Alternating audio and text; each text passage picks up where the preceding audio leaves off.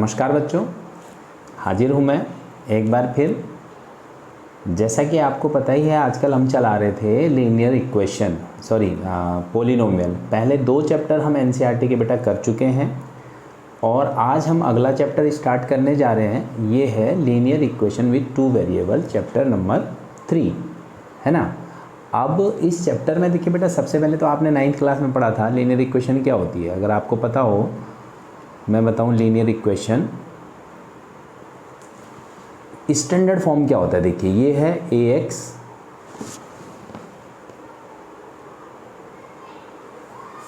Plus by plus c equal to 0। ये आपने 9th class में पढ़ रखा है। ax plus by plus c equal to 0, जहाँ ना तो a की जगह कोई कांस्टेंट हो जाए, a नॉट इक्वल टू 0 और b नॉट इक्वल टू 0। और आप देख रहे हैं इसमें आपके क्या है, x और y जो है बेटा वेरिएबल हैं। c 0 हो सकता है बट a और b 0 नहीं होने चाहिए। अब हमारे चैप्टर का नाम है linear equation, pair of linear equations with 2 variables. देखिए पेयर का मतलब होता है क्या, देयर मस्ट बी 2, है ना। तो इसलिए उसको क्लासीफाई करके कैसे लिखा हुआ है, a1x प्लस, क्योंकि 2 इक्वेशन होंगे बेटा, b1y plus c1 equal to 0, और दूसरी इक्वेशन कैसे होगी, a2x plus b2y plus c2 equal to 0। ठीक है, ये दो आपकी क्या रहेंगी, इस तरह से इक्वेशन रहेंगी। तो अब इन इक्वेशन, इस चैप्टर में हम क्या पढ़ेंगे, इस चैप्टर में जो हम पढ़ेंगे सॉल्यूशन ऑफ लीनियर इक्वेशन पढ़ेंगे। ठीक है, एक रिप्रेजेंटेशन ऑफ इक्वेशन है, फिर सॉल्यूशन ऑफ लीनियर इक्वेशन के मेथड्स जो है फॉलो करने हमने, उसमें ग्राफिकल मेथड है। मैं आपको बता दूं, 2 इक्वेशन दिए 9th में, जैसे आपको बनाना था इनको, तो आपको ये पता तो ऑलरेडी है। तो यहाँ पेयर की बात है, 2 इक्वेशन होनी चाहिए, जहाँ पर समझिएगा फिर a1 a2 b1 b2 not equal to 0 होने चाहिए बेटा। वेरिएबल कौन कौन से हैं इसमें, x एंड y। तो अब इसमें जो मेथड हम पढ़ेंगे बेटा, मेथड कौन कौन से, 4 method you will study here. कौन कौन से मेथड है ये, एक है ग्राफिकल मेथड। मेथड जो अगर बात करूं, methods of linear equation,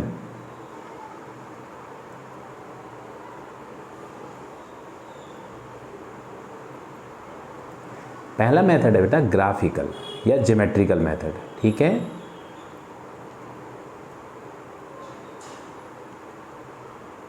graphical method से, इसको ज्योमेट्रिकल मेथड भी कहते हैं। ठीक, ओके। दूसरा मेथड है एलिमिनेशन मेथड,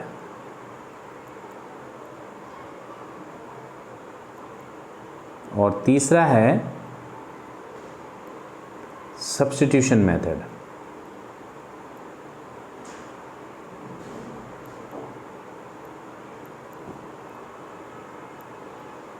और लास्ट है जो हमारी इस बार के लिए डिलीटेड है बेटा, वो है क्रॉस मल्टीप्लाई मेथड। ये पिछली बार भी क्रॉस मल्टीप्लाई मेथड। ठीक है, ये पिछली बार भी ये हमारी इसमें नहीं था, मैं आपको बता दूं, ये समझिएगा, ये पिछली बार भी आपको नहीं करना था इसको। ठीक है, तो अब 3.1 में जो हमें बनाना है, देखिए वो क्या लिख रखा है। एक्सरसाइज 3.1 ये आपके सामने मैंने खोल दी। इसको हम करते हैं। देखिए, Aftab tales his daughter 7 years ago I was 7 times as old as you were then, also 3 times from now I shall be 3 times as old as you will be. Isn't interesting? Represent this situation algebraically and graphically. Graphically का मतलब है बेटा, जो 4 method हैं, graphical method, graph में, geometrically भी बोलते हैं इसको, ग्राफ में इस इक्वेशन को शो करना। तो देखिए इसमें काम लंबा है, मैं उसको बोर्ड पे लूँगा। ग्राफ इसके बाद में हम बताएंगे कि कैसे ग्राफिकल सॉल्व करते हैं करके। आज हम बताते हैं कि कैसे ज्योमेट्रिकली इसको आप एल्जेब्रिकली कैसे रिप्रेजेंट करते हैं। देखिए वेरिएबल होना पड़ेगा। आफ्ताब कौन है, आफ्ताब फादर है और उसकी डॉटर है। ठीक है, अब हम यहाँ पर क्या मानेंगे बेटा, यहाँ लेंगे आप age of Aftab. Age of Aftab हमने क्या ले लिया, पेपर नया ले लेते हैं। एज ऑफ आफ्ताब, ठीक है, let age of father x years, और डॉटर की एज क्या हो जाएगी बेटा, age of daughter y years लिख दिया आपने। ये दो वेरिएबल हो गया ना बेटा। तो अकॉर्डिंग टू क्वेश्चन जो उसने कहा है, आप बताइए आज से 7 ईयर्स एगो, तो आज अगर आफ्ताब आज x है तो 7 ईयर्स एगो क्या हो जाएगा, x माइनस 7, और डॉटर क्या हो जाएगी बेटा, y माइनस 7। तो आफ्ताब जी कह रहे हैं 7 टाइम्स ऑफ यूअर एज, यानी इसको हम 7 से मल्टीप्लाई कर देंगे, ठीक है। बाद के लिए प्लस करते हैं और पीछे के लिए माइनस करते हैं। तो इसको अगर आप सिंप्लीफाई करोगे x minus 7 equal to 7 minus, देखिए बेटा अगर आप इसको सॉल्व करेंगे x माइनस 7 इक्वल टू क्या आ जाएगा, ये 7y माइनस 49। अगर आप इसको एक तरफ करेंगे तो इक्वेशन क्या बनी, x माइनस 7y, और ये 49 इधर आके प्लस बन जाएगा, ये माइनस का 7 है ना, और ये 49 प्लस का है, ठीक है। तो 49 अगर उसमें ऐड कर देंगे तो क्या बन जाएगा, ये 42 आ जाएगा बेटा, 42 इक्वल टू 0। ये आपकी क्या बन गई, फर्स्ट इक्वेशन बन गई। अब दूसरा कहता है 3 ईयर्स लेटर, तो यानी दूसरी सिचुएशन क्या है पता है, x प्लस 3 इक्वल टू क्या हो जाएगा, ये it is 3 times of y plus 3, ये सेकेंड सिचुएशन है। And 3 years later I will be 3 times of your age, तो सिंपल सी बात है x plus 3 equal to 3y plus 9, तो ये बन जाएगा क्या, x माइनस 3y, तो यहां से 9 को इधर लाएंगे बेटा, तो that will be minus 6 equal to 0। ये आपकी बन गई कौन सी, सेकेंड इक्वेशन, और ये कौन सी थी आपकी, फर्स्ट। अच्छा, ये तो आपका हो गया एल्जेब्रिक रिप्रेजेंटेशन, ठीक है। एक इक्वेशन में हमने एक्स वाई की टर्म में हमने उसको लिख दिया, ठीक है।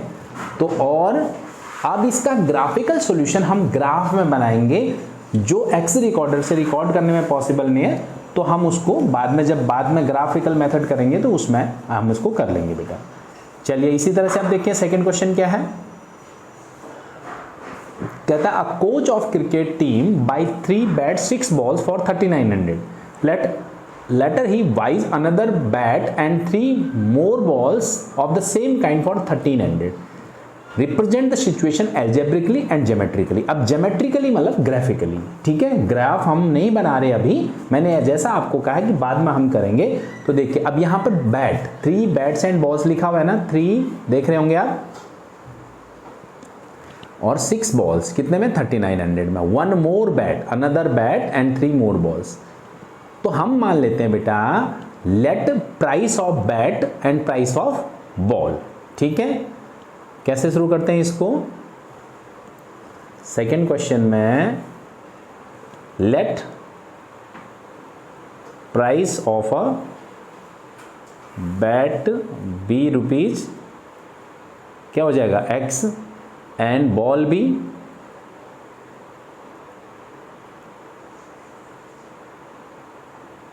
Rupees y। तो वो कह रहा है कितनी बैट्स बॉल खरीदी है उसने, देखिए, हाँ, he is saying 3 bats 6 balls. तो according to question 3x, 3 bats हो गए 3 into x plus 6 balls 6 into y, it's equal to 3900। This is called first.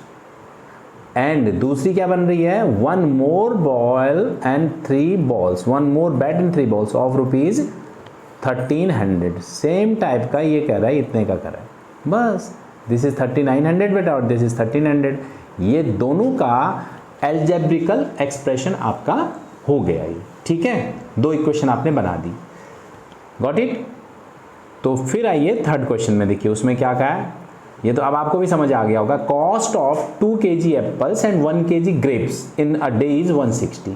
तो अगर एप्पल की कॉस्ट अगर आप मान लेते हैं 1 kg apple equal to ₹X, तो आप बताओ 2 kg के लिए कितना हो जाएगा 2x, और 1 kg ग्रेप्स के लिए अगर y लेते हो तो क्या हो जाएगा इसमें 1y इक्वल टू 160। फिर बाद में 4 kg और 2 kg आपको लिखा हुआ है, 4 kg एंड 2 kg, फिर 4x plus 2y equal to 300, वो बन गया अलजेब्रिक। बस देखिए क्या प्रेजेंट करना है,